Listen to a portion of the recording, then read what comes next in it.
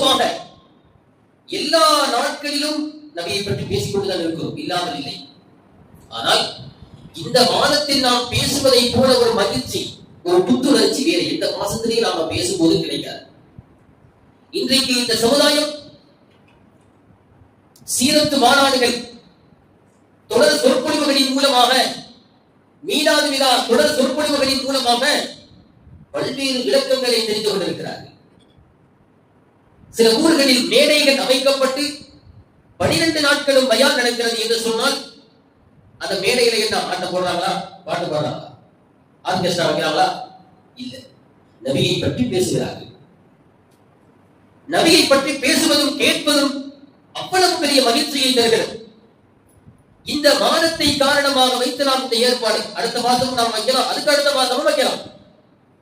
ஆனா நமக்கு சடைவு ஏற்பட்டு விடக்கூடும். நபியினுடைய புகழ் நின்று போகும்போது கிடையாது, அது நிக்க போறதில்லை. ஏன்னா அல்லாஹ் சொல்கிறான், வனல் ஆகிரத்து ஹைருல் லக்க மினல் ஊலா. நபியே, முந்தியதை விட பிந்தியது உங்களுக்கு சிறந்தது என்று சொல்கிறார். முன்னாடியை விட பின்னாடி நபியை பற்றி பேசுதல் அதிகமாகிக் கொண்டேதான் இருக்கும், புகழ் கூடிக்கொண்டேதான் போவே தவிர அது குறைந்து போக போறதே கிடையாது.